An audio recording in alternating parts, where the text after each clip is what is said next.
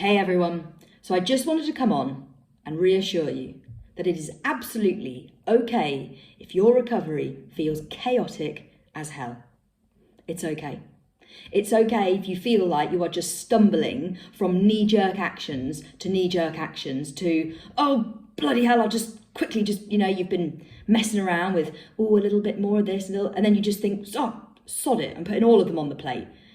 If it feels like that kind of raw, kind of erratic, just chaos, basically. And I want you to know that it's completely okay.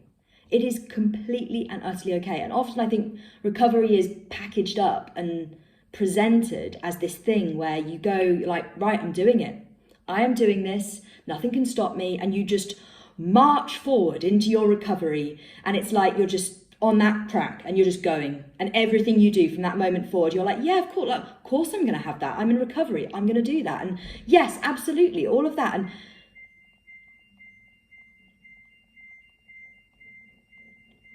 anyone else hear that noise? A second.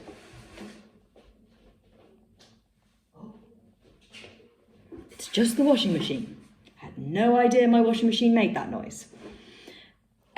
Anyway, where was I? So basically, it's completely okay if it feels chaotic compared to that image that I think a lot of us hold, I certainly did, that you hold in your mind of what recovery should be like and how you should feel and how it should feel like you're just stepping forward and all of it's like determined, like you know exactly what you're doing every step of the way and you're like, yes, I'm doing recovery. Yes, I'm doing recovery. And it's like this determined marching thing where you just go forward and you're like, yep, I know exactly what I'm doing and it may be really difficult and I know I'm going to feel crap in the short term but I'm going to feel great in the long term. I'm just going to keep going.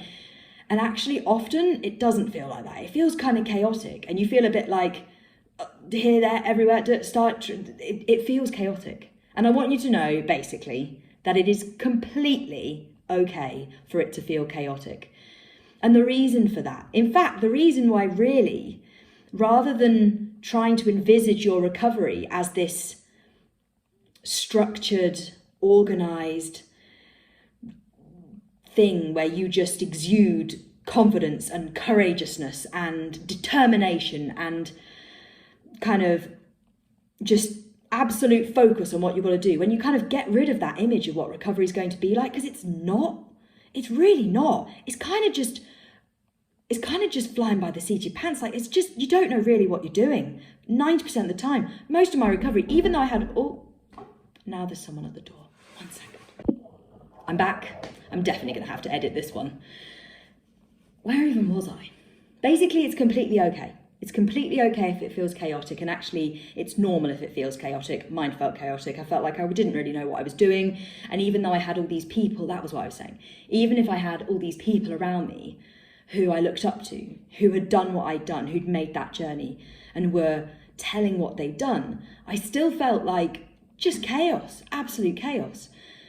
And the reason for that, which I kind of began to understand as I moved through recovery, but really understood looking back, that whole joy of hindsight, you know?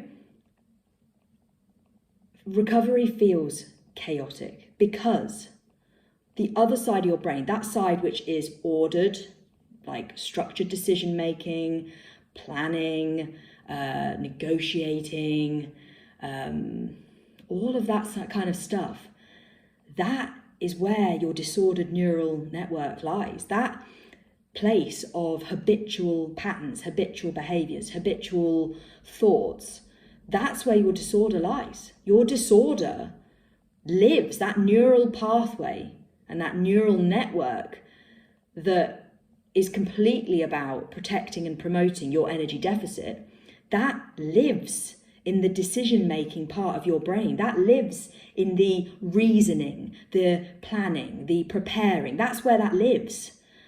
You know, and so actually a huge amount of recovery is about not planning.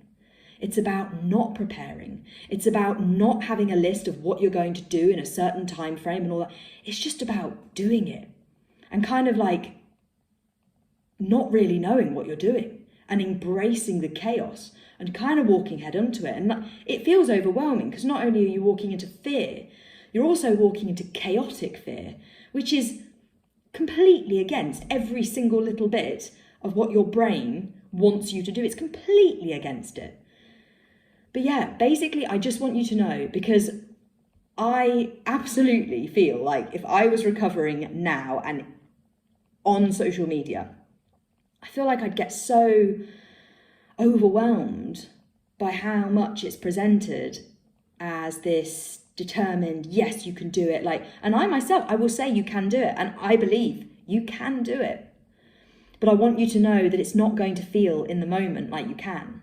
And it's not going to feel like something that you have all of the planning in place and you've got all of that preparation and you know what you're doing and you're going into each day and you're like, yep, I've got this. I'm feeling confident. I'm feeling determined. It doesn't feel like that. Often it just feels like absolute chaos. And at the same time, your body is going, oh my word, food is not scarce. Give me everything. Everything. So you've got that. You've got your body biologically going, yes, food, this is so good. And your brain going, oh my word, no. And then you're in the middle of it. And then you're also presented with this image of what recovery is, of this thing where you're meant to be like confident and determined and moving forward and being like, yes, I know what I'm doing. I'm in recovery. And it's not like that. It's not like that. It's overwhelming. It's confusing. It's conflicting. It's really chaotic. It's just basically a big mess. That's what my recovery was like, a big mess. You get presented this like almost image of disorder to recovery, and it's like this beautiful straight path. And even if people will say, oh, it's not like that, often that's kind of the connotations that come through. I'm sure that people have read my stuff and thought, oh my word, I bet she just did. I didn't. I stumbled. I made mistakes. It's part of being human. We make mistakes. It's completely and utterly okay. It's what you do from that, though. It's what you learn from those mistakes. It's when you have those slip-ups, those setbacks. It's being brutally honest with yourself and checking in and going, I'm not on the right path. I'm not on the path I need to be on. I'm not on the path I want to be on. Right, I need to make changes. And then it's making those changes. And that just takes commitment, not motivation, commitment. It's committing to the thing which you know long-term you want. You want eating disorder freedom. So you commit right now to doing the things you kind of need to do. And deep down, we know what we need to do. We do know, like deep down, that bit of your body that's going, feed me, it's there. And you know it's there and you're kind of in touch with it. But that part of your brain which is so wrapped up in planning and organising and making sure that you know what you're doing and that moving forward you've got a plan and you feel confident and you need to know all the steps, you need to know all the eventualities, that is wrapped up in that disordered neural pathway, in that part of your brain that's obsessed with decision making and planning and organising and having structure. And that's where in recovery you just have to push that to the side. You have to embrace the unknown, embrace the chaos, and know that, trust me, it is not chaotic forever. It is not. You are retraining your brain. You are teaching it to live in a totally new way, a way that is actually worlds better in every single sense of the word. But it's going to take a bit of time for it to learn that. And it's going to take a bit of time for it not to feel like you are just dragging yourself and like, I often imagined it, you know, if you were to just run off a hill and just sort of roll, just tumble, and you end up with like sticks in your hair and bits of sticky weed wrapped around your arm and it's all going on. That's basically what recovery feels like. You know, it isn't this determined striding up a mountain image of, you know, getting to the summit. It isn't that. You know, and it's not this lovely walk through meadows and things. It's not. It's jumping off a bloody bracken-covered hill and sort of rolling and stopping and starting and hitting rocks and things. That's what it is.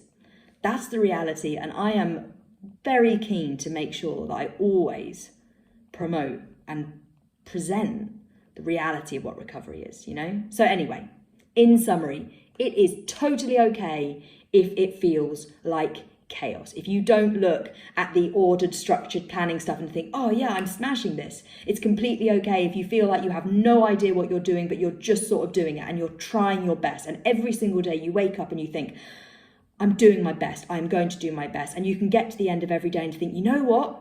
Maybe this wasn't so good, or maybe this wasn't so good. You can reflect on those things. You can have that brutal self-honesty, but you then do the action. And if that means that you're lying in bed and you think, I didn't really do enough today, get up right then, go back downstairs, do something more. Make it so when you do go to bed at the end of the day, you can think, yeah, I did my best today. I did my best. I did everything I could. And yeah, I've probably made mistakes. It probably felt chaotic and it probably felt really confusing. And I'm not really sure of how I feel about this whole thing. But I know long term that I want that place that I know deep down is my freedom. I want that. And I'm heading towards it. And I know that the freedom does not lie in the planning, in the structure, in the organising, in the overanalyzing, it doesn't lie there. Freedom lies beyond the chaos. That's the reality of it. So embrace it. Walk into your fear. Walk into the chaos. Recovery is on the other side.